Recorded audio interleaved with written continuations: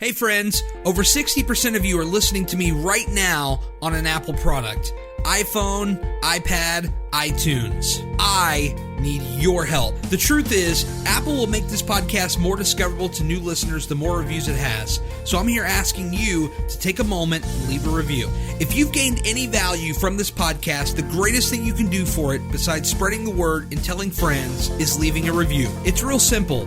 If you're on your phone, head over to my podcast page within the Apple Podcast app and leave a review. Or if you're on a computer, you can head over to my podcast page within the iTunes app. That's it. That's all I ask. And if you have other podcasts that you love, do them a favor and do the same for them. It'll make their day. Now let's get this podcast started already.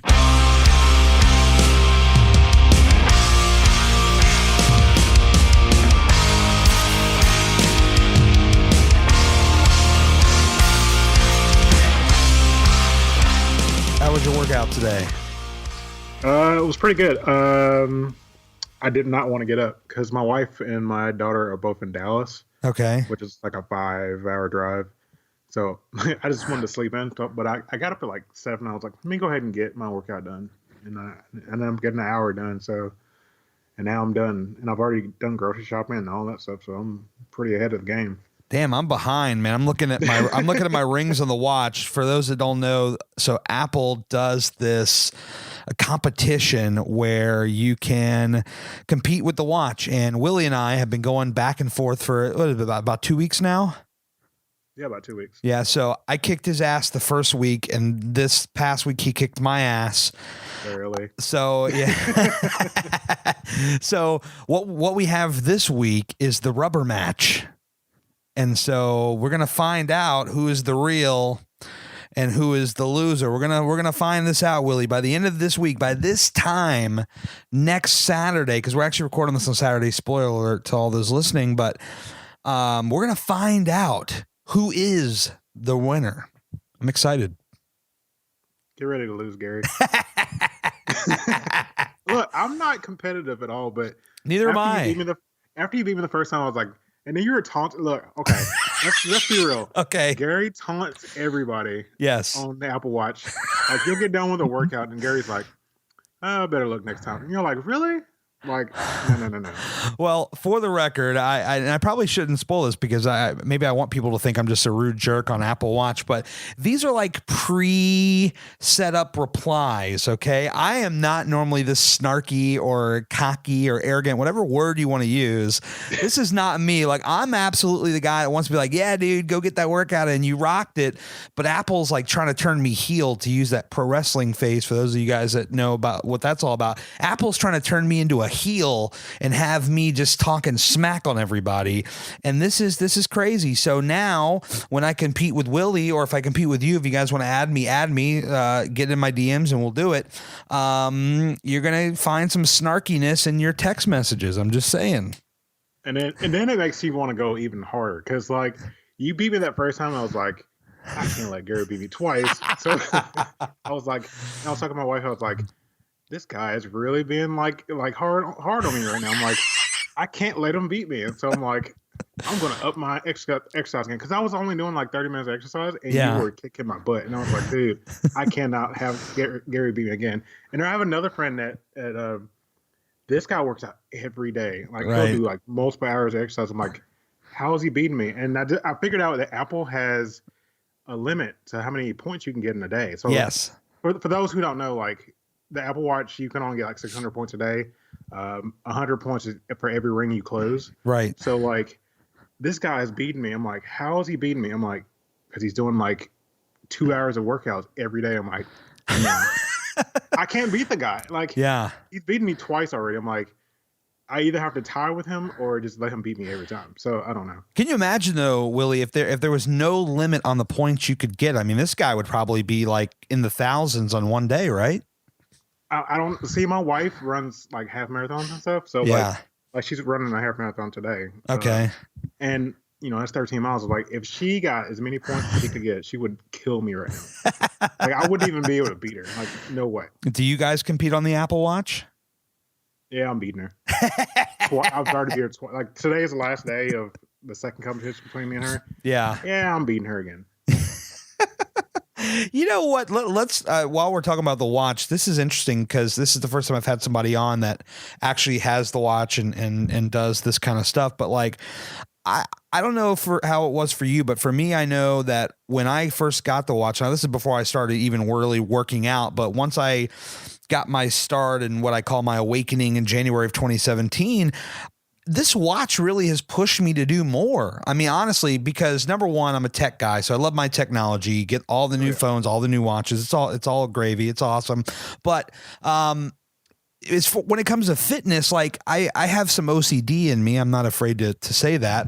And so there's a part of me that's like, I got to close these damn rings like every day. And in the month of August, I set a goal. I was like, I'm going to close these rings. This might've been before you and I became Apple Watch buddies, but, every single day in the month of August, I closed the rings, and I didn't set that goal for this month, but just about every day this month I've done it. I think there's like 1 or 2 days where I didn't, but I'm like trying now, like the OCD in me is so strong, Willie, that I have to close these rings every single day. So if that means like the last day of our competition from last week, and when you were kicking my ass, my wife said, hey, can you take the trash out? And what the trash out normally means is they come and pick it up at our doorstep. But for me, because Willie's over here whooping my ass, it meant I need to go down 3 flights of stairs, down the block to the dumpster. And no, I'm not just going to come back. I'm going to go around the block, the long way around the block, down a hill past my house, make a circle and come back up and go up the stairs, 3 flights. Actually, on one side, it's actually 4 flights. So I went up the 4 flight side just to try to get these rings a little bit closer to closing. That's crazy. See, but it's not hard for me because I work in a warehouse type setting. So okay. Like, I get my move rings like super quick. Yeah. Oh yeah. I'm always moving. Same here. At my day job, I don't talk about it a lot. It's really not exciting as far as like what fitness people would want to hear. But, for a while I had kind of like a traditional like desk type job, I was on a computer doing a lot of editing and so, stuff like that. And then I kind of shifted focus because I have a lot of printing experience, and I say, hey, you're really good with the printing. We'd love to kind of do more of that, and we'll get people to do the other kind of like, BS computer work. So, now it's gotten me kind of off my butt and moving around a little bit more, which is great. And I'm seeing where like in the very first like 4 hours, I've already hit 10,000 steps. It's ridiculous. Yeah. I mean, it's just like, I didn't get my Apple Watch till like Black Friday of last year. Yeah. And then I was like, what's this? What are these rings? Like, how do I close them? And then I got to a point where I was like trying to close them every day. I was like, no, this is too much. Like, because like some days are usually my rest days. Yes. And I'm like, no, I can't be trying to close the exercise ring on a Sunday when I should be resting because I just worked out for like 6 days straight. Yeah, no, I feel you. On a rest day, how I close the rings is I'll just go for like a power type of walk. I won't push it, but like, I think I've talked about this on the podcast before. I know you've heard a couple of these, but like I will go to like a shopping mall and just walk around. I don't really like buy anything, but I just like to walk around and just look at stuff because that's what I did like when I was a kid. And your friends, you go to the mall on a Friday night. But like now that I have like now that I'm an adult and I can drive myself around, I actually go up to the mall just because number one, it's air conditioned, and number two, it's huge, and so you could walk this thing a few times and end up hitting a few miles without even realizing it. And that's the crazy thing. You can do it without even realizing it. And so next thing you know, your exercise ring is closed and your move ring is closed. And that damn stand ring, that's the one that gives me the most trouble. Oh yeah. See, my wife's stand ring doesn't work for some reason. Like when she got the watch, it would not work. So I'm still trying to get hers to work because that's the only reason I'm beating her right now, because she can't get her stand ring. So you're beating on our technicality is what you're trying to say, Willie. Not really. I think I still would beat her anyway, even with her. I'm sure she's going to hear this. She's like, you're talking so much trash about me right now. Well, you're saying she's out there running marathons. She should be kicking your ass. Pretty much. I love it. Have it. It's her thing. She can have it. There you go. I love it. Dude, tell me how you kind of got your start, because what I would love to know is like, one thing I like to ask everybody is like, were you always a bigger person? Like even as a kid, did it come later in life? Like how was that for you to where you got to, I guess start from the beginning and then we'll work our way into when you want to make a change and all that. But were you always a big guy? Yeah. From the age of, I can't even remember. It was like when I was young, I was super, super heavy. Like if you looked at everybody in my family and he looked at me, I'm like, how is he as big as most of the adults? So like I was always a bigger kid. Right. Around when I was 13, 14, I lost a little bit of weight because I was always outside playing basketball and stuff. And then I regained it back when I went to high school. And then like I've pretty much always been big. And then like maybe like 2011, that's when I started to really decide to lose weight. So now when you say big, were you always kind of like on the fat side, or are we talking like big boned, or is it a combination of both? Or no, I was on the fat side. I was like really big. I was a real big kid. Like I couldn't even tell you how much I weighed when I was like 10. But I know I was bigger than most of the kids. Like you're in 5th or 6th grade when you're 10. Yeah. I was the biggest kid in that class. And what was it? Just a lot of non-activity, a lot of eating, combination of both, or?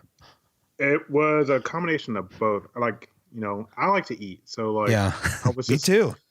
like I was always in the house. Like I was the kind of kid that was just like an introvert. And I'm still kind of like that too. So I feel I would just be in the house playing video games, watching TV. Like that's all I would do. Like every now and then I would go outside and ride my bike or play basketball with some of the kids in the neighborhood. But like for the most part, I was indoors a lot.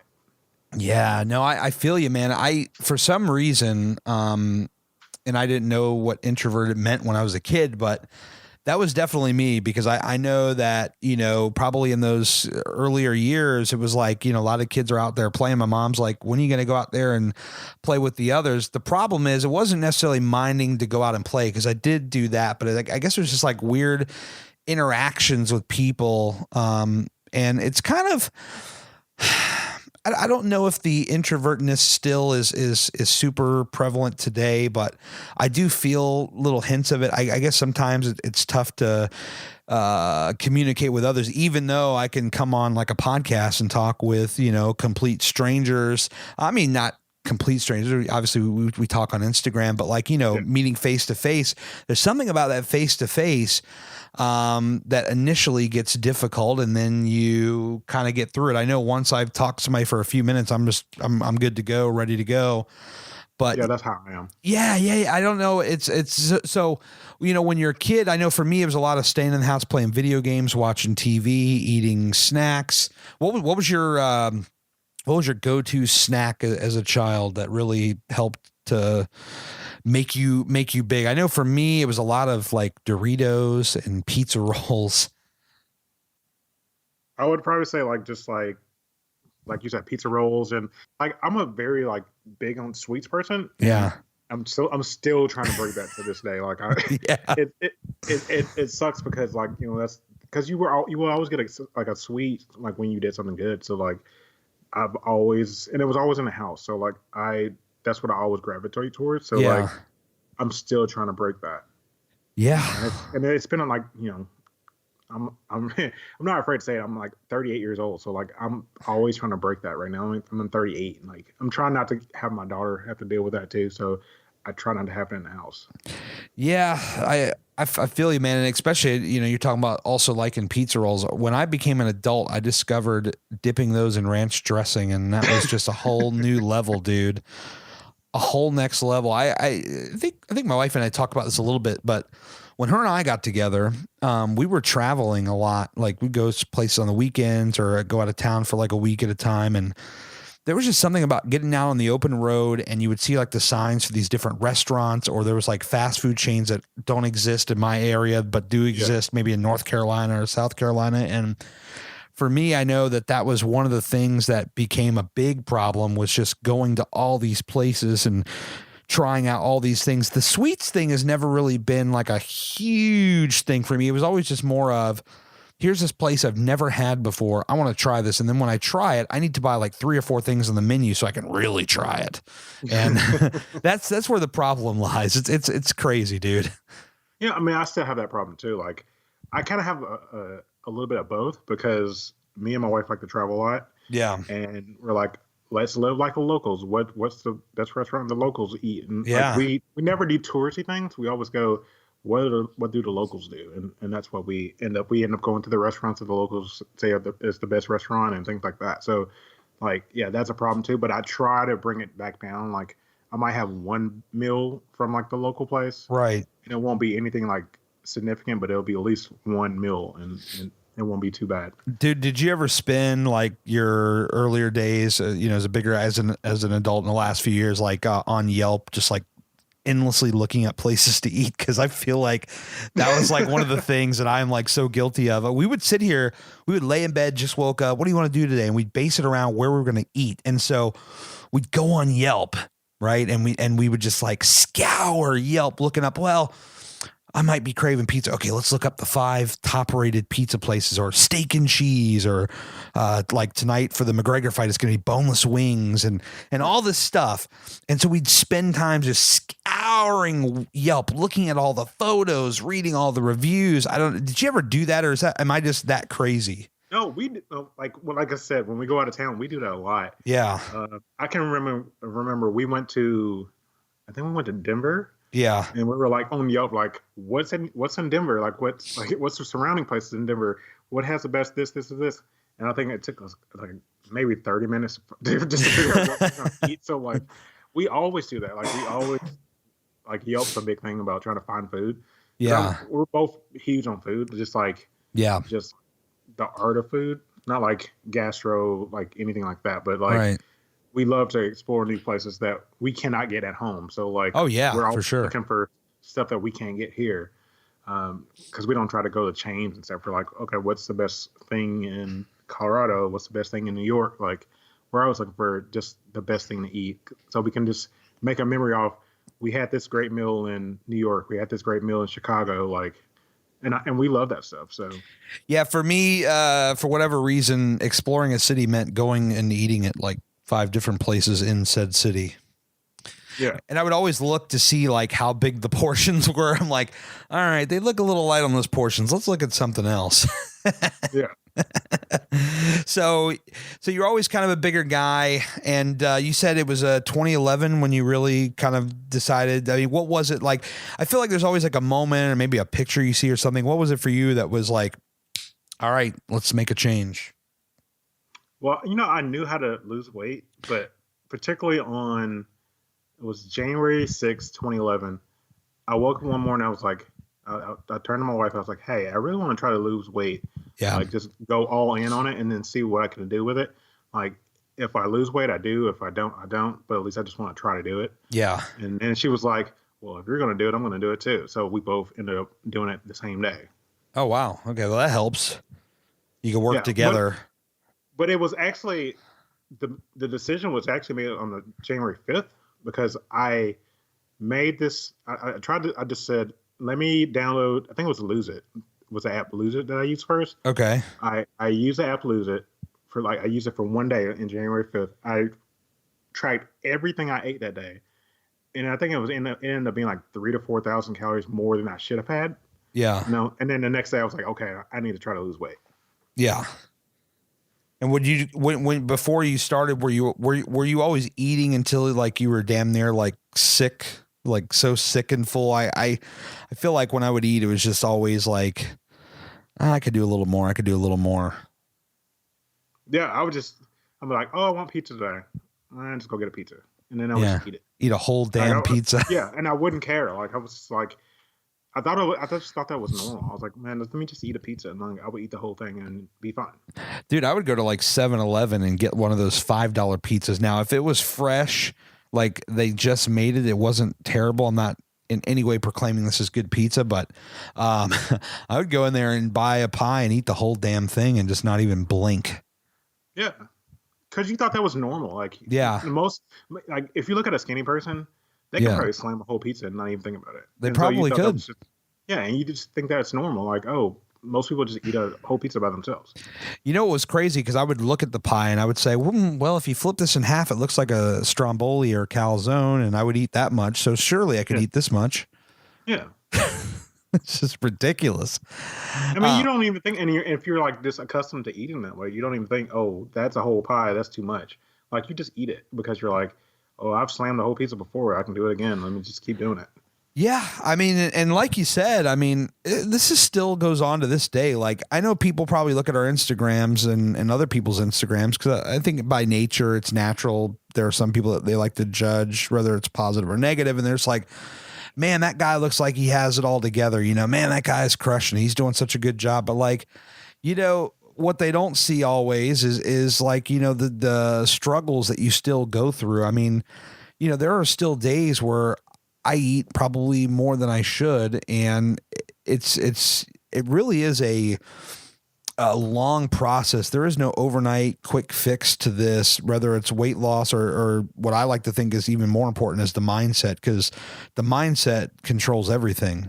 If you don't have the mindset right, I mean, you're screwed. I mean, you could be the most athletic, most agile, incredible athlete type person, but if your mind is fucked, like you got nothing. I mean, really, because that's the driver, that's the brains, that's what keeps you moving. And if you don't have that together, this is what I'm slowly learning. It's like I could go on the Stairmaster and I've done 300. I think my record is 337 floors in an hour and some change. And I've done that no problem. But if I leave that gym and celebrate by eating a large pizza from 7-Eleven, you know, it's still not entirely fixed. So I think that that's important that we should talk about. It's like, you know, people will look and they think that we have it all together or we've got it all figured out. And in reality, we're still trying to figure out our own stuff and call ourselves out on our own BS, you know?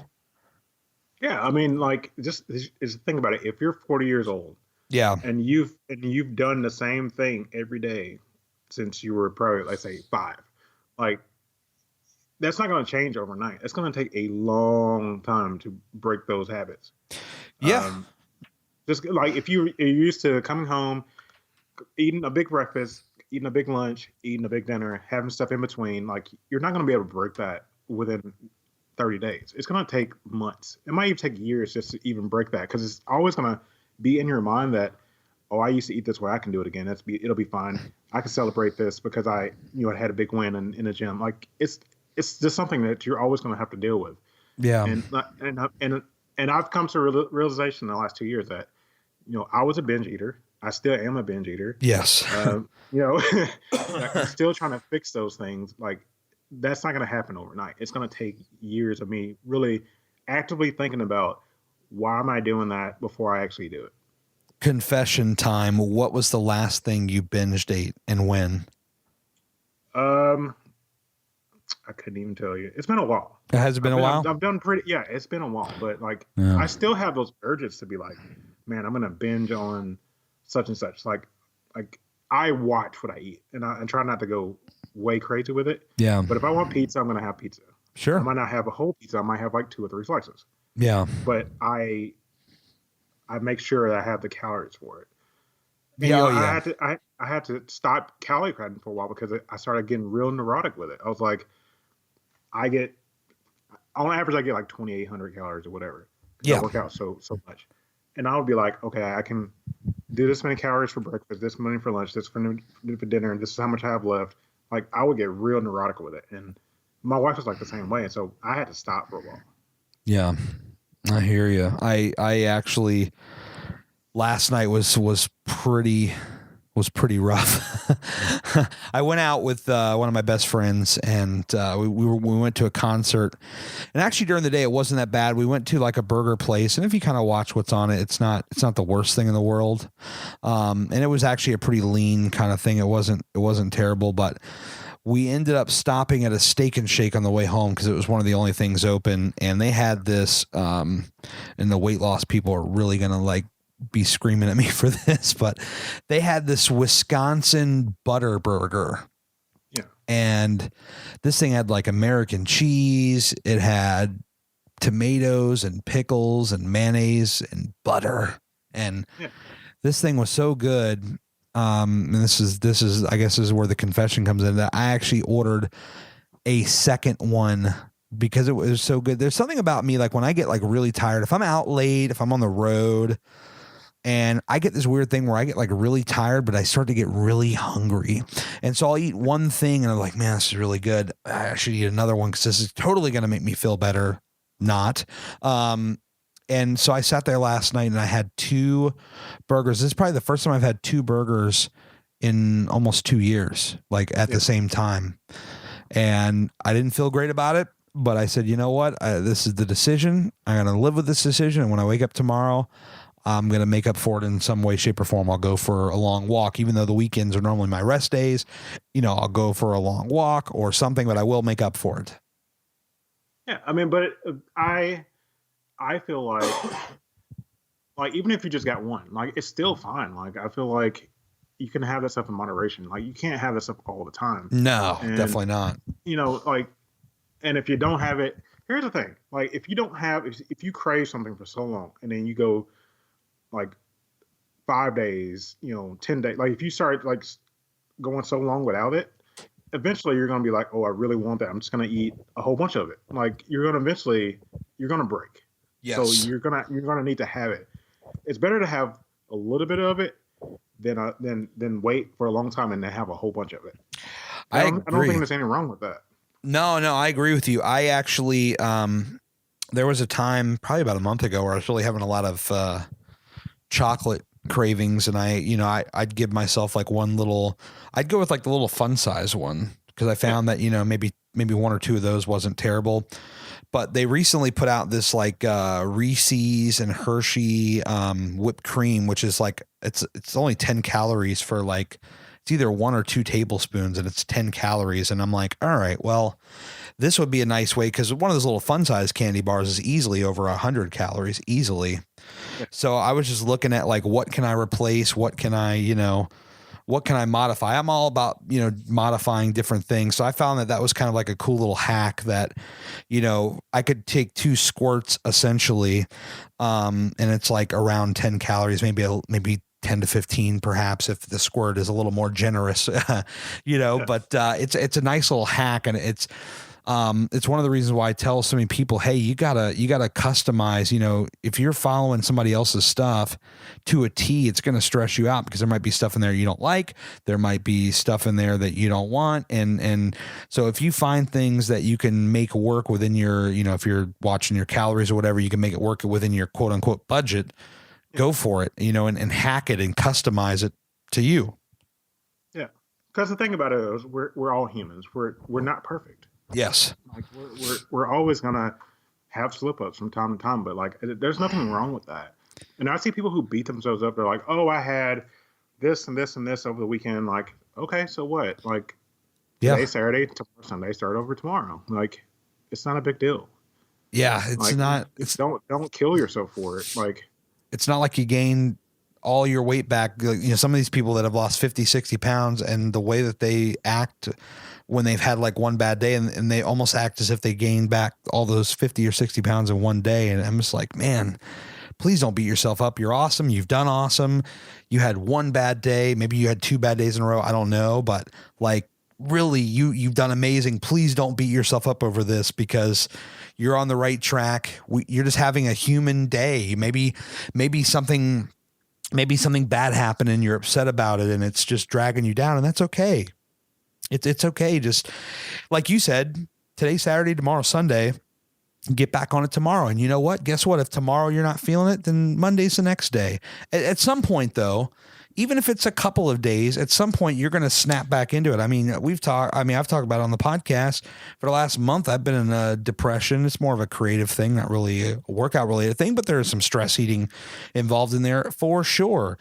And for me, I was just like, all right, I'm just going to get back into my workouts. And I missed like 3 of them within a month, which is pretty remarkable, I think. And it was like, I'm stress eating a little bit, but I'm going to keep going to the gym. And you know what? At some point I'm going to snap out of this thing and I'm going to be okay. And all in all, I think I might have gained maybe 5 pounds. And I'm just like, you know what? I've lost over 100. So 5 is not is not the end of the world. Those 5 are going to come back off. I'll lose 5 in water weight as far as I'm concerned. Like, it's crazy to me. You can't tell other people how to do it, but it's just like, I wish that people would give themselves more credit because they're more awesome than they will ever give themselves credit for. Yeah. I mean, it's only a problem if it becomes like a daily thing. Of course. Yeah. Then you need to get down to the issue of what is the problem. Why do I keep doing it? Exactly. Yeah. No, I see people compare themselves to people on Instagram. Like, Instagram is like the this is the perfect day for somebody's feed. Like, I mean, it's not real. Like, I can go pick and choose what I want to put in my feed, and you would think, oh, he has it all figured out. I don't. Yeah. Like, I don't. Like, I still have issues, but like, I don't always put that stuff on there, like, because that's my issues, and I'm trying to figure it out. But sometimes I do, sometimes I don't. Yeah, I get a little, I sometimes I pick and choose what I share and what I don't. I chose to share the kind of month-long depression because I felt like maybe it would help somebody, I felt like maybe somebody might find something from it that they can take from it. But that's, to go back to your point, it's like people are not always sharing the bad. And so when you look and you make that comparison, like you mentioned, you're going to have a lot of where you're just going to see all the stuff that's perfect. And then you have the people that think, oh, they got it all figured out, everything's great. When in reality, they're going through the same stuff as you. And that's why I advocate so much to people that are listening, that are probably listening to this podcast right now. So I'm going to say it again. Share your ups and downs, whatever you feel comfortable with, but share that stuff. Don't be embarrassed because so many people are going through similar stuff. And when you share the bad stuff, they're going to be right there with you, rooting you on, because I guarantee you they felt something similar. Maybe they felt the exact same thing or something so similar, but when you share stuff like that, it's not embarrassing, especially when you're in a community like we're so fortunate to be in, because everybody kind of gets it. I feel like most people, they get it, and they're going to be right there. I mean, whenever I posted anything that's been kind of bad or whatever, immediately I'm getting, whether it's a comment or a private message, of just nothing but love and support. Nobody ever said, fuck you, get your shit together. Like no one ever, said anything negative. So I feel like, when you share, you should feel comfortable to share, because people will understand they're going through similar things. We're all in this together. We just have different ways to get there, but we are all on the same path together. We have the same kind of goals, maybe not the same exact type of goals, but we have very similar goals, and we just got to be there to lift each other up. Yeah, definitely. So you got started in 2011, and were you always kind of, with your diet, did you try different things? Did you always kind of stick with the same kind of diet all along, or how did that work out for you? I pretty much, I downloaded the app, Lose It. Yeah. That's what I used before. Now I use MyFitnessPal. Okay. I literally saw how many calories I got, and I just went with that. And then I ate, most time, and people don't realize this, you eat the same 5 meals almost every week. Yeah. Like, you don't change meals. Like, you eat the same thing for breakfast, the same thing for lunch, the same thing for dinner. And literally that's what I did. Like we would eat the same stuff. And then on the weekends, we might have something different. Yeah. But for the most part, like, we would have the exact same meals every day. And I just kept going with that. And then make sure I was in the gym at least 30 minutes to an hour every day. And then that was it. Yeah. What did you find early on as far as working out that really helped you kind of get a start? I know for me, it was the treadmill. I've talked about that many times, just starting on the treadmill and lots of repetition with that. What did you find to be very comfortable for you when you got your start? Well, you know what? And I hadn't even told you this. Dude, when I started out, I was 492 pounds. Jesus Christ. I was 492 pounds. Wow. 2011. Okay. I think we went in the gym on the 6th, January 6th, and yes. I could only walk on the treadmill for like 10 minutes. Okay. Wow. And I just got on the treadmill and walked on it for 10 minutes. And I was like, okay, that's enough. And then the next day I went in, tried to do it for 11 minutes. Like, I just kept adding minutes. Yeah. And then I figured out, like, you know what? Like, I could watch a TV show while I'm on the treadmill, and I would just watch TV. Like, most shows are 30 to 42 minutes. I would just watch a 42-minute show. Like, I got up to 42 minutes eventually, and then I just get off the treadmill. Like, That's all I did. And like a lot of people don't think about that. Walking is the best form of exercise you can think of if you just feel like you don't know what to do. Oh, I love it. I'm right there with you because, yeah, I'd bust out the iPad and just start watching TV. So think about it like this. If you're listening, maybe you haven't got your start yet or whatever.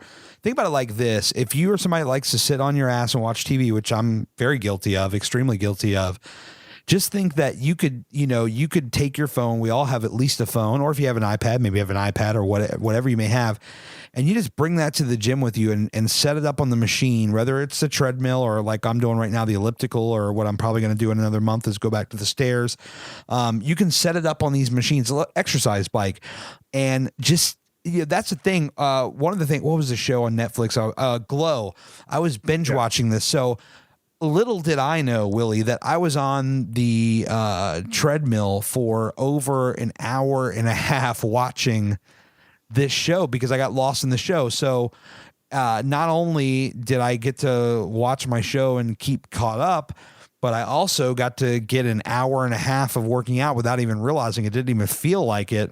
And I burn well over 1,000 active calories just by watching television and walking, not even running, dude, like walking. That's pretty crazy. I mean, you think about it, like if you were not the person to exercise, you sat on the couch, you watched that show, you would not get up until that show was over. Exactly. So why not do the same thing when you're in the gym? Just get on the treadmill, watch your show. If it's an hour, watch an hour. And then when the show's over, you're done. Yeah, that's one of the best hacks ever. Yeah. Or podcast, or hint, hint, wink, wink podcast. Yes. Yeah. Yes, you can do that too.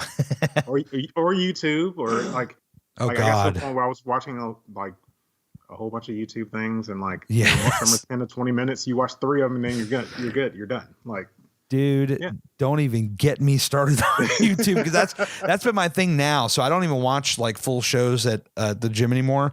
I turn on YouTube. I have a couple of channels that I've been watching for a while, and I've been like going, like the OCD in me is trying to watch every upload they've ever done. And so I will watch these videos, or like this week has been the Conor McGregor fight week, all the hype, the weigh-ins and all that stuff. So I've been watching all that stuff, and it just passes by the time. I'm actually working out longer and burning more calories than I normally do because I'm watching this stuff and I'm losing track of time, which is one of the best things ever.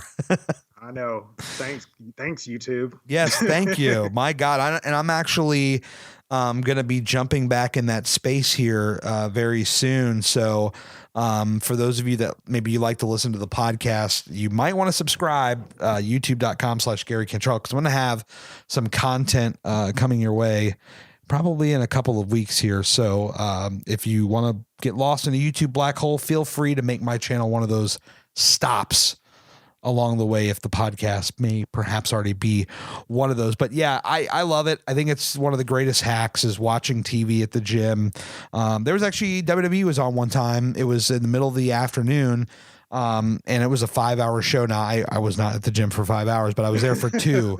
I did 2 hours. I did 1 hour on the stairs and 1 hour on the treadmill watching this event. And actually, in a weird way, watching the match as it started to build and build and build, I got more pumped up and fired up. So I'd like increase the incline on the treadmill, because that's where I ended the workout. I would increase the incline. And I think Daryl actually talked about this on one of his podcasts. Forgive me, Daryl, if I'm not quoting it right, but I want to say he was talking about how, putting that incline on the treadmill, but actually going at a slower speed, you're doing more than running really, really fast. And this is not a direct quote, but, than running really fast with no incline or little incline. So I actually tried that. I tried his theory, and it worked very, very well. So check that out if you haven't already. That's an awesome way to burn a lot of calories. I mean, that's what I do anyway. Like today I got on the treadmill because my wife started this do 1 mile a day. As a streak. And I literally got on the treadmill, rose the incline, had the speed at a moderate speed. I think it was like 3.1. Yeah. And I think I burned like 300 calories in 20 minutes. So like, it's not that hard. So like, no, it's that incline, raise the incline on anything you do or add the resistance. Yeah. It'll be real quick. Like you won't even have to be on the treadmill that long.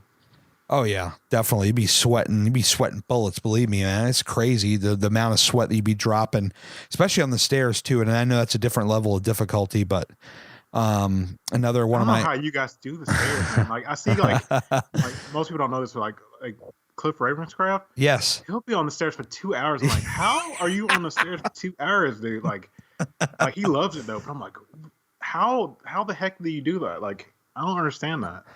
2 hours on the stairs, like I would die in 15 minutes. Like, no. I've done an hour and 20, and goodness. that was the day I did like 330 something floors, and that was fun. But I definitely could not do that every day. That was just like one day where I was like stubborn to break my previous record of like 316 floors. So I went like another 15 or whatever the math is. But there is a way to do it. I actually, in one of my stories, I probably should highlight this. I did it last year where I actually like, people would ask me, how do you do it? And it was like a specific way that I did it. Not that it'll work for everybody, but it was like starting out a little slow, but after 2 or 3 minutes, increasing it to a certain speed and then increasing it again. And then you keep going really, really fast. And then you would stop. It was like a lot of stop and start and pausing. Yeah. So that's what makes it take longer. But it was allowing me the stamina to be able to do all that. And yeah, between Cliff, he's probably the greatest example of it. I know Daryl's doing some challenges, about 100 floors. I'm going to come and wipe the floor with him here pretty soon. I mean, how are your quads not burning from that? Like, it is. I'm just thinking about it like, man, your quads will be on fire. Just doing it for a few minutes. I wish Daryl had I wish he was an Apple Watch guy, because I think the smack talk that you and I could have with him would be exciting. But do you follow, I don't know if you follow another pal of mine, Ryan. He was on the show Big Sexy Bearded Beast. No, but I'm following him right now. Okay, yeah, hit him up. Tell him I sent you. He was also doing the stairs. So now he had this really cool thing that he was always doing where, and you got to scroll back a little bit of ways, but he would have this like hat sweat thing. Like he'd get done with the stairs and this hat is like dripping like a waterfall. And he was on the podcast back in, I want to say this was probably June or July. And he was talking about how many hats he ruined working out in. It's unreal. So the stairs are a very real thing. Daryl, I'm coming for your 100. I'll see your 100 and raise it probably 150. Maybe in a couple of months, I'll be back up to my 2s, maybe even my 3s. And then Cliff, I'm coming for you, pal. I'll be coming for all you guys on the stairs here soon, because I was at one point the undisputed king of the stairs, self-proclaimed, of course. I say all this in hyperbole, but I will be back for the stair crown. Believe me. I believe people used to call me the stair slayer. So watch out, gentlemen. I'm coming. It's the quad destroyer. That's what I call it. The quad destroyer. What's the most you've ever done on that thing? I can only do like 15 minutes before I'm like, I'm off. Like I can't. Yeah. Like it's not for me. Like I can get on a spin bike or get on a treadmill or elliptical, but yeah, the stairs I'm like, no. Or a rower. I can get on the rower too, but do you have a lot of leg issues or? Oh no.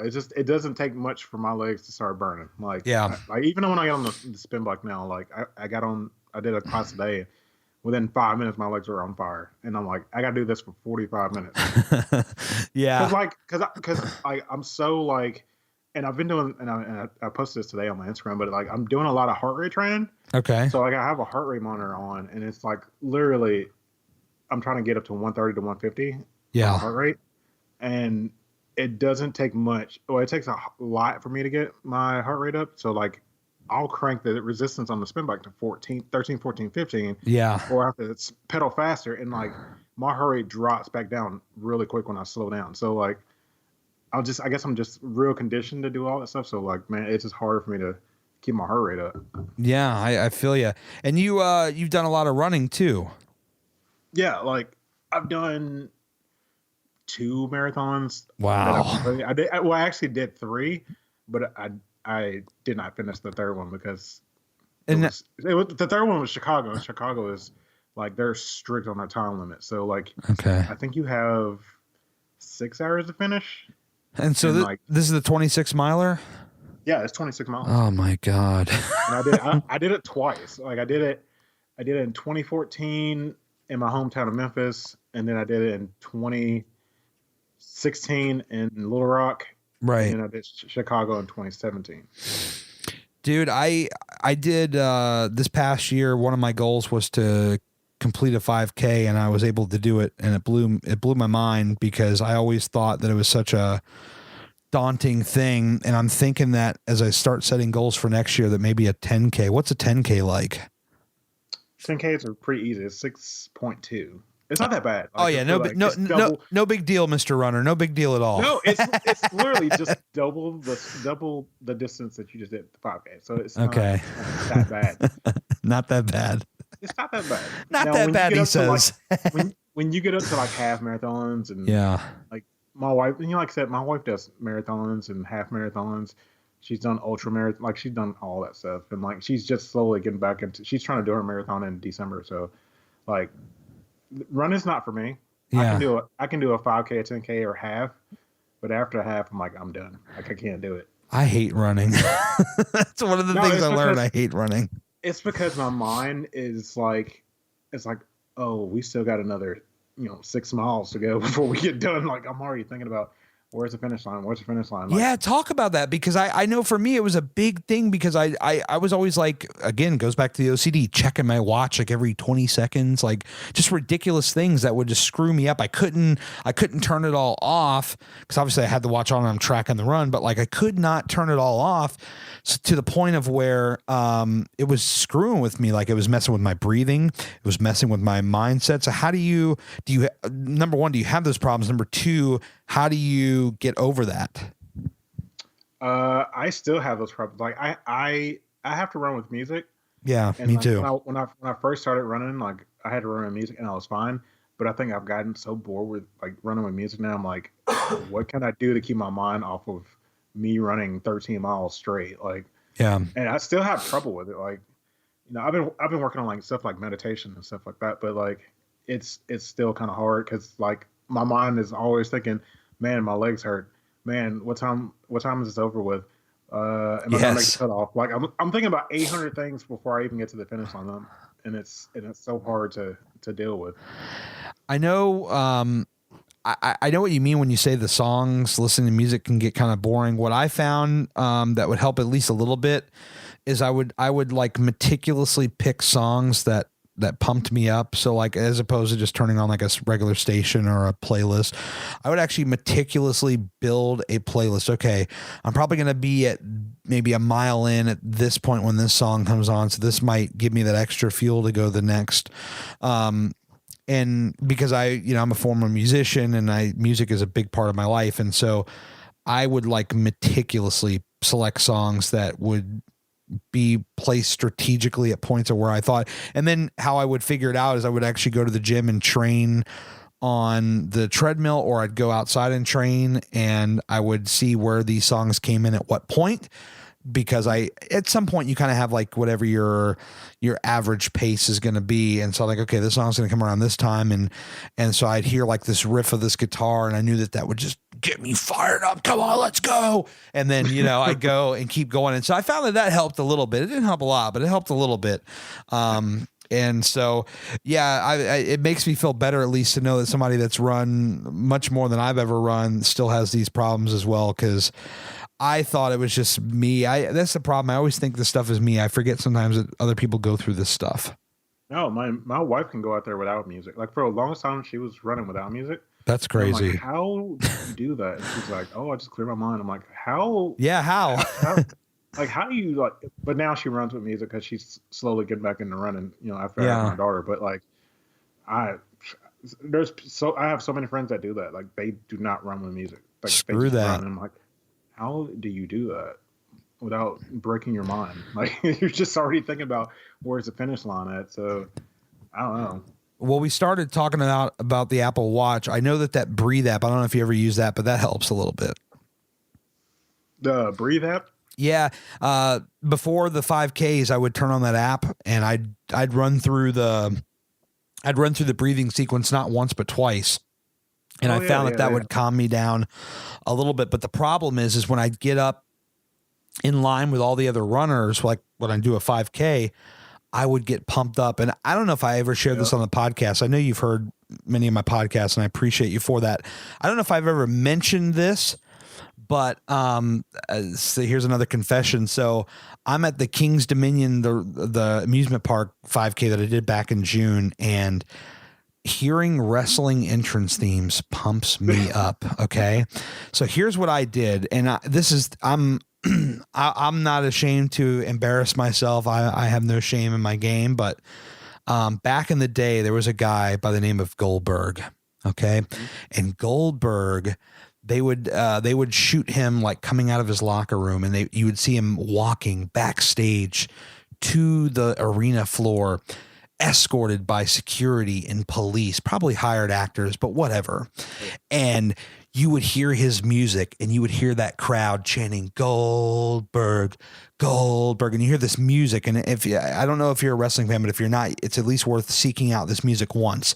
And so I would put it on the podcast, but then I would get a copyright strike. So just picture it in your mind. And then, so you hear this music, and I actually walked from the bathroom of King's Dominion out across the parking lot with this music just turned up at full volume. And it's actually got the Goldberg chants in the music that I had. And so I'm walking to the start line, and I've got this music, this dun dun dun dun dun dun dun dun dun dun dun dun dun dun dun dun. It's all building up, and I get to the start line, and the music's just it's reached its peak, and I'm just fired up. And so all that breathing and calming down and all that shit just goes right out the window.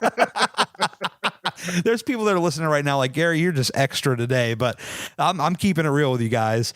But that's dude, that's the thing. I would use that app to calm down, but then you get that music, you see that starting line, you see all those people, and you're like, God, dude, I want to kill these people, not kill them literally, but I want to crush their time. And then you finish in 41 minutes and you realize that there was some guy that finished in like 5 or 6, and you're just like, well, yeah, it was a day. It was an average day. Well, I remember I think we did some trail run, and I don't even remember. I think it was a half. Yeah. It was a half marathon, and me and Angela were running, and Angela's my wife. So we were running through the woods and stuff. It was like a trail run. And I remember we were going so hard, and then this lady who was power walking passed us, and I was like, how the heck did she just pass us?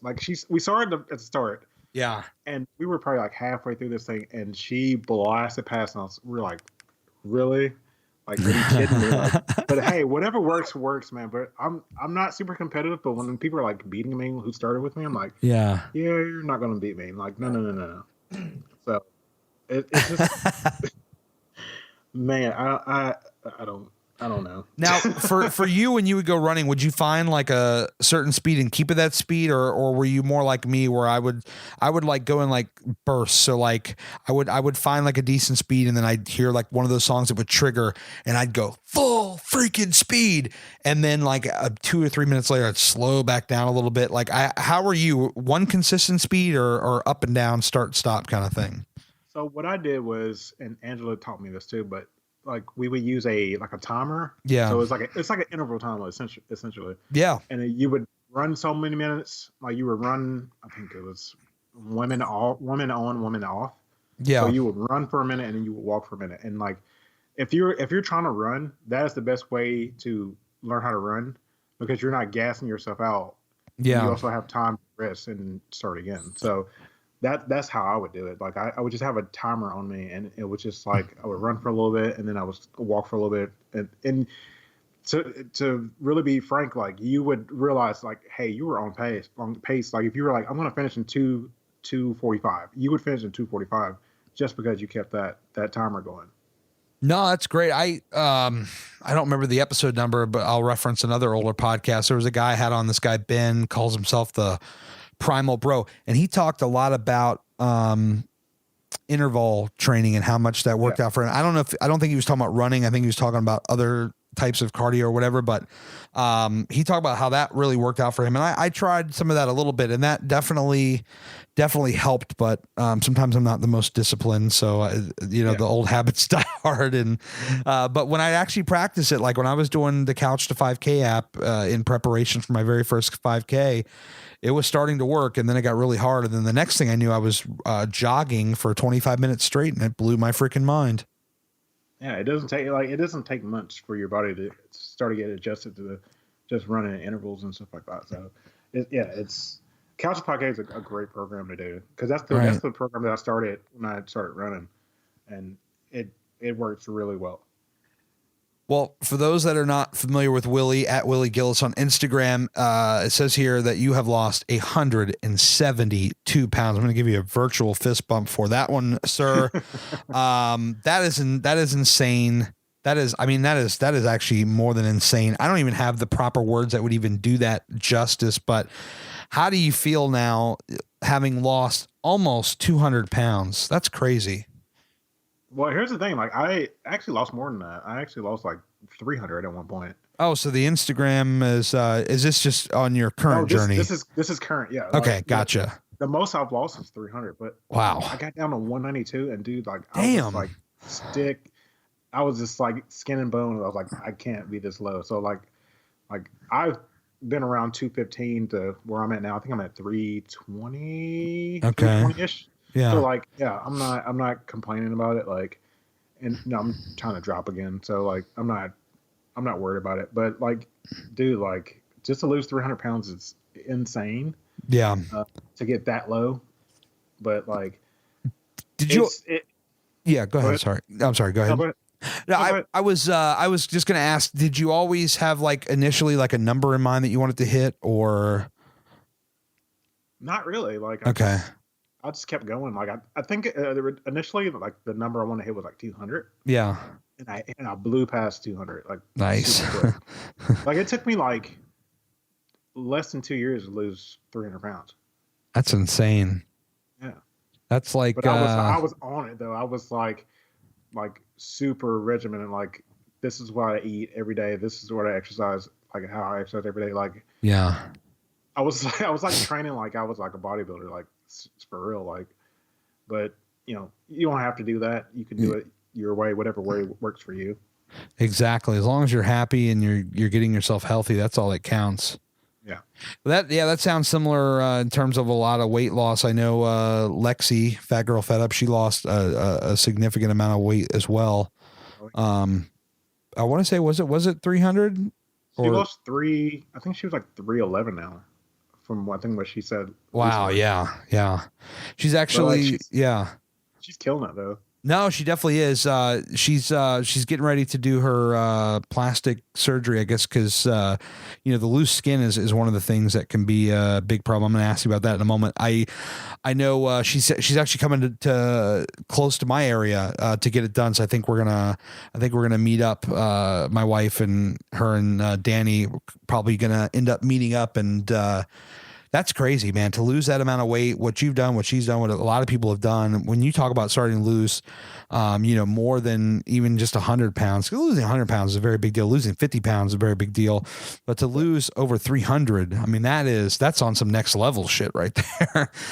What makes it like even crazier is like I lost 300 and my wife lost 200. Like, wow. We lost 500 together. Like, that's crazy within 2 years. So like, yeah. So to go back to the loose skin thing, let's talk about that, because you've talked about how you lost over 300, you gained some back, and you've lost some again, 172 now. So how is your skin dealing with that kind of up and down kind of thing?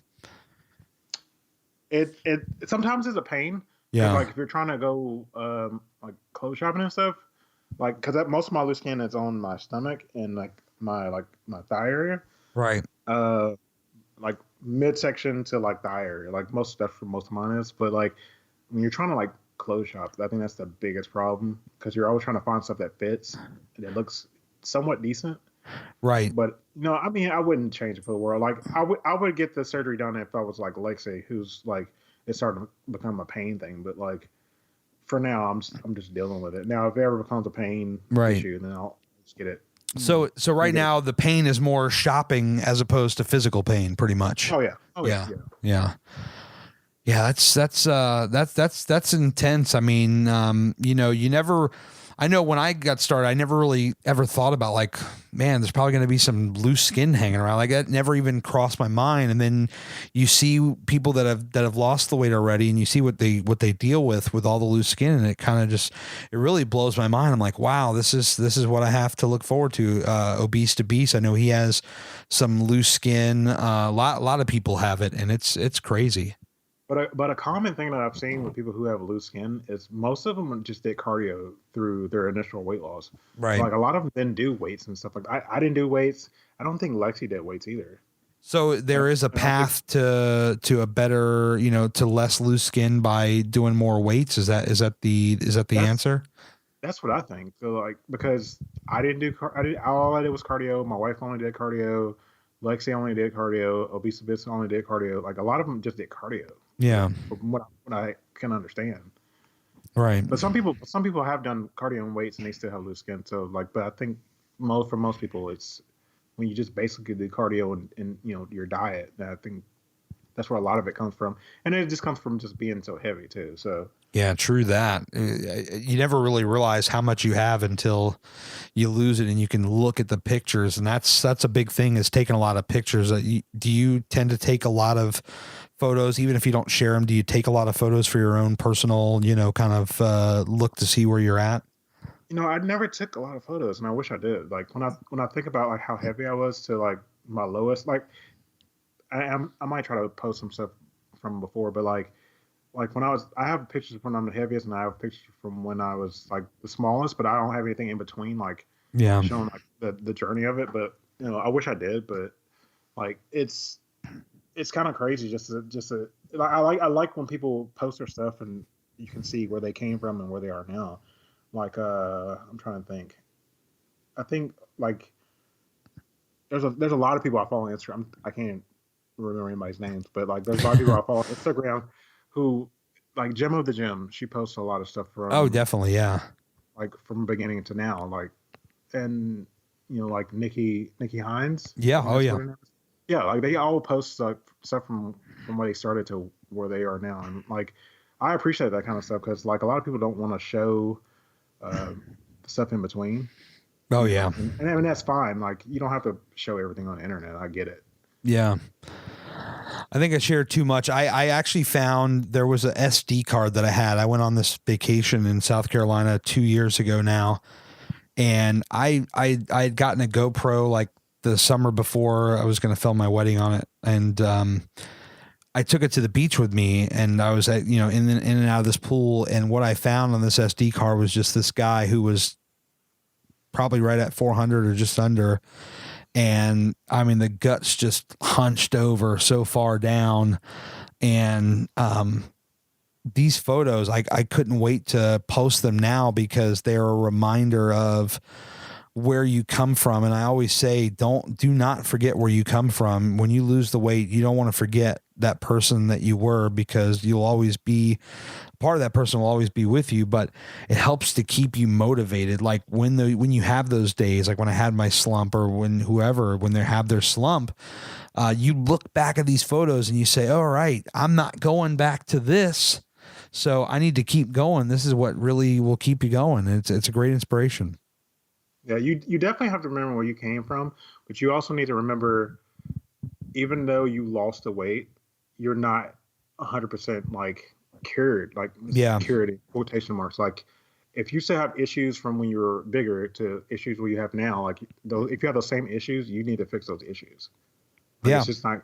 It's because what's going to happen is you think you're okay, you lost the weight, and you're going to slowly backslide, and that's how a lot of people who gain weight like me, who slide back into like gaining weight again. Like you really have to fix those issues that you have. Like if you have issues with eating, you need to fix those issues. Like you need to have a conversation with yourself, like, why do I do what I do? That's so true. I'm still going through that to this day. I'm not afraid to admit it.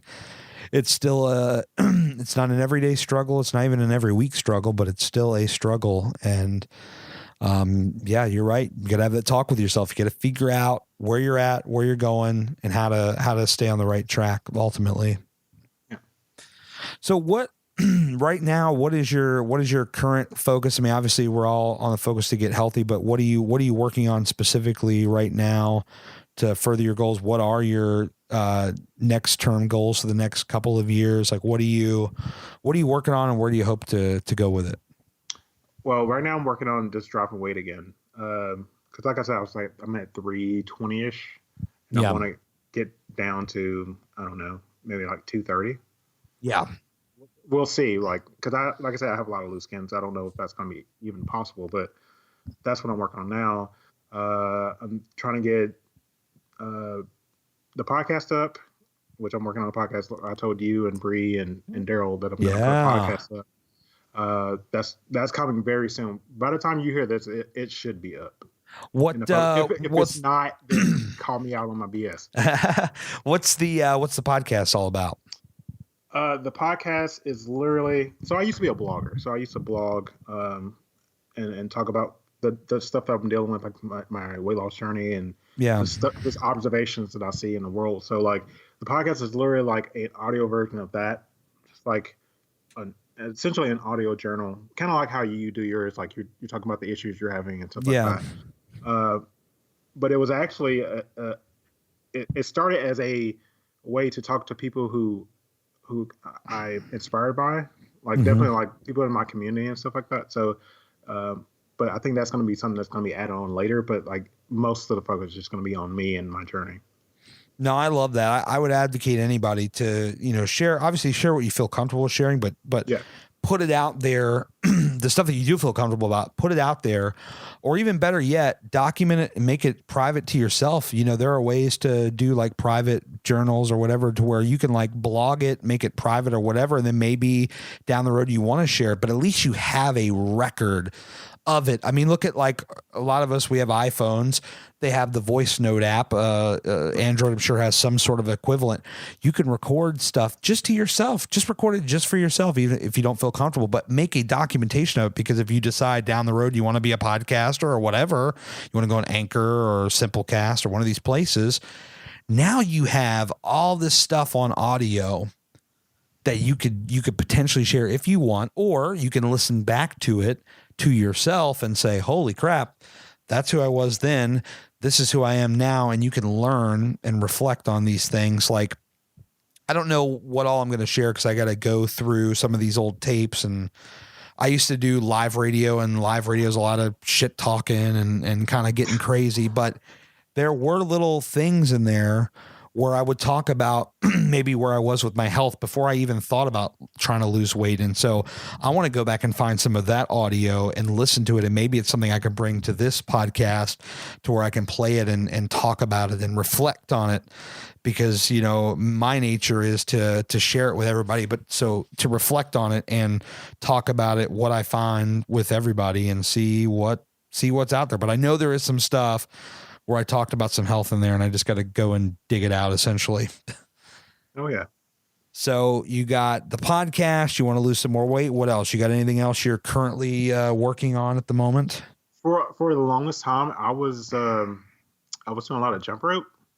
So I'm going to try to get back to that, and I'm going to try to get jump rope certified so I can teach a class here in my my town, because there's I see a lot of people jump roping in the gym, but I don't see like a class for it. And so I really want to get that class going, and maybe see if the gym will let me do it on a trial basis, just to see if it works out, if we get enough people into it. Yeah. But definitely those are the big three things that I'm working on right now. No, I love it. I think it's great to help. I kind of talked about this last week, but I do want to help people, and I'm going to start offering stuff to do that. It's not for everybody. Not everybody's going to want it or need it or what have you, but I have had people ask, and when you find something that you're good at, and I think for me, really the mindset is really where my strong suit is. you want to help. And that's the whole reason I even do this. I don't just share this necessarily for me. That's a lot of it, but I put it out there because I feel like it's going to help people. So, when you talk about jumping rope and all that, I mean, that might, there are people that probably want to do that. They want to learn about that. And you never know how many people you could help. You could become the authority on jump roping. Oh yeah. I had Cliff, we were talking 2 months ago, and he's like, I don't know why you're not doing like a mastermind group of weight loss and all that stuff. And he really got my mind kind of going on that. He's big in the mastermind world and all that stuff. And so I started looking into it, and this is part of the things that are coming down the road. I'm not saying a ton because I'm still ironing out all the details, but you find something that you're good at, you find something that that you learn, like you said, you're studying for this. I mean, you can help a lot of people, even just by posting on social media and sharing your experiences, you're helping people. Yeah, and that's the huge thing. Because I was doing that for a long time. Like, even when I was in the thick of my journey, I was posting like what I was doing, because people would be like, how are you losing weight? And so I was posting all my stuff, and then I got away from that. So I might try to get back to that again. No, I love it. I think it's a great idea.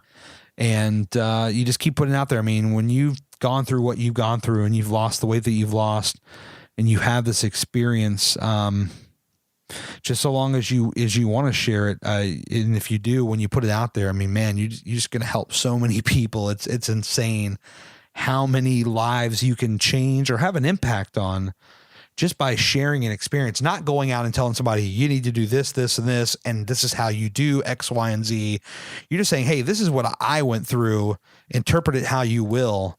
And people do. And they say, hey, I heard you talk about this, and it made me think about this. And then I went to the gym and did this, and I did it like this. And you know what I'm saying? It's just, it all kind of works itself out. It's crazy. Because we know there's a lot of snake oil salesmen on Instagram. Oh my God. Don't start me on this, Willie. Don't go down this road with me, man. Because a lot of snake oil on Instagram. I look at it and I'm like, why does this exist?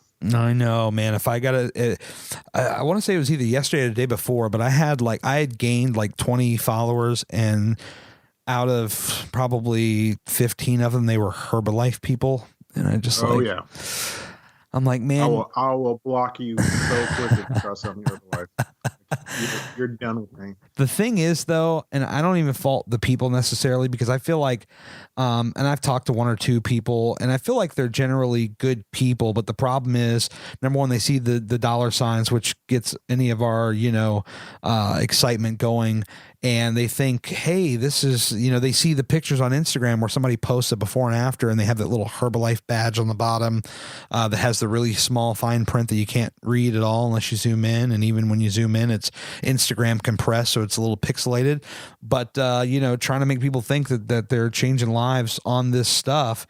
And really, no, it's just you show up and you get your diet together and it all works out. It's not these shakes you're drinking. It's not these pills that you're taking and all this stuff. Like I maybe I get too extreme with it. Like I don't even do pre-workout or any of that stuff. I just drink lots of water, lots and lots and lots of water. I don't do any kind of pills, shakes, pre-workout, none of that stuff. I don't do any of it. I just do the only kind of liquids that go in my mouth is water, occasionally a sweet tea, maybe once a week.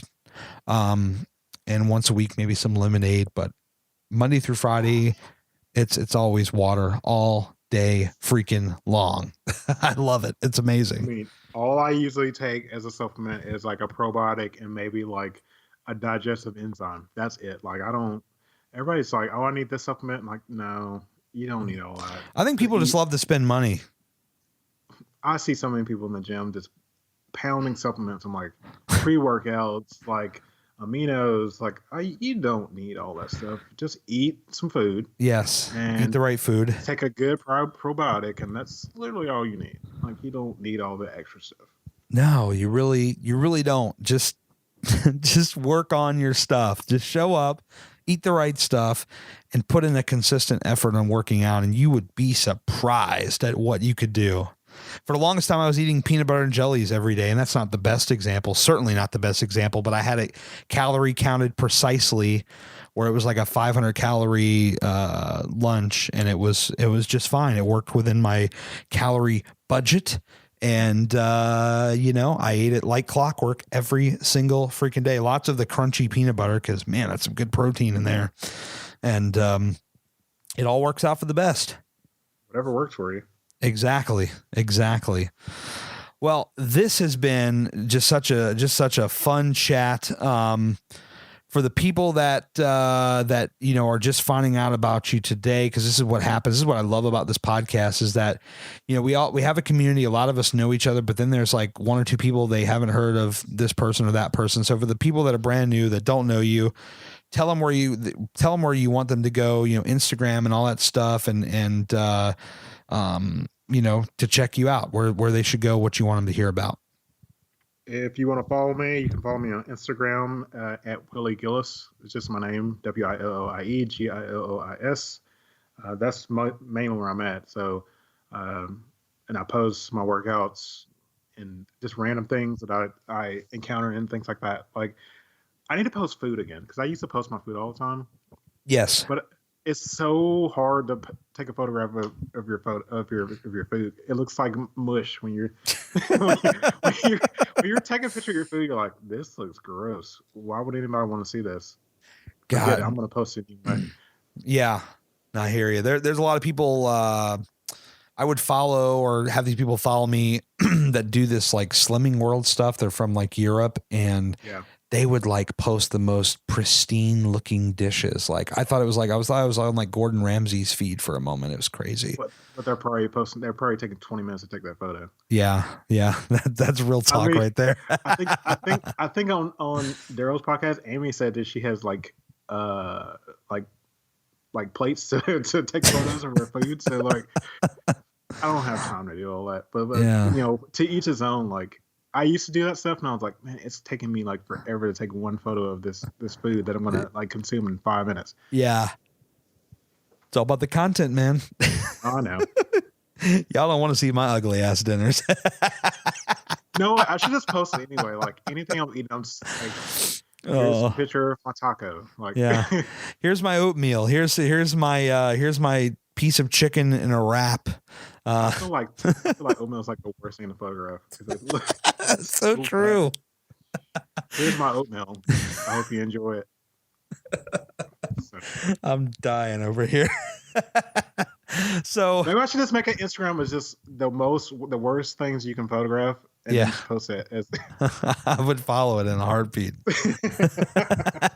I love it. Here's my scoop of peanut butter. Yeah, here's a scoop of peanut butter. There you go. So Willie Gillis on Instagram. Anywhere else you have any like websites or anything? Where's the podcast going to be? The podcast, I have no clue where it's going to be. I will announce when it gets posted. I don't have a website for it, so okay. It's coming though. All right. By the time you post this, that should be up. But if it's not, call me on my BS. Slide into my DM. Say where's podcast. Dude, this is going up this Wednesday. Are you ready? Like you're the next up. I know. I'll be ready. You'll be ready. All right. I'm going to DM you on Wednesday when this podcast drops. If I can remember, I'm going to make it part of the caption. I'm going to say, well, Willie said that his podcast is going to be up by now. So head over to his page. And if it's not, bug him about it. Well, Bree's already bugging me about it. Bree and Daryl both are bugging me about it. Like, hey, where's podcast? It's coming. Is it coming? Yeah. No, you got to get after it, man. That's if it's something you want to do, get in it and do it because this is so much fun. I mean, dude, we've been talking for an hour and some change right now, and it doesn't even feel like an hour and some change. And hey, I mean that's the beauty of the podcast. The time just flies so fast. Definitely. So Instagram, Willie Gillis. I guess we're just gonna tell everybody go there and only there for right now. And by the time you get there, when you hear this, everything according to Willie is going to be up. And then also check him out. Apple Watch. You going to let anybody just compete with you? Are you cool with that? If you DM me and you add me to Apple Watch, I will destroy you. Just know, just know Herbalife or It Works people, right? I would destroy them too. I love it. Well, Willie, this has been an absolute blast, man. I'm glad we could make this happen and get together. It's good to do interviews again. This feels good to be out of my slump. You are the first post slump interview. I don't even really like to call it an interview. It's bullshit. We're just having a conversation. I love it. I'm glad that we could align this up, and I look forward to whooping your ass in Apple Watch this week. So good luck to you, pal. No. I will destroy you multiple times over. Don't worry.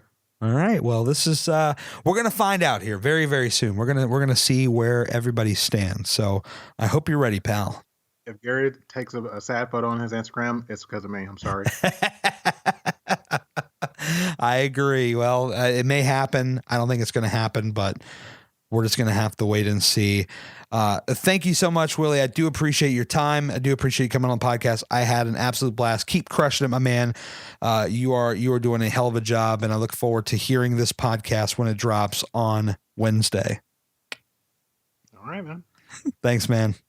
No problem. See ya.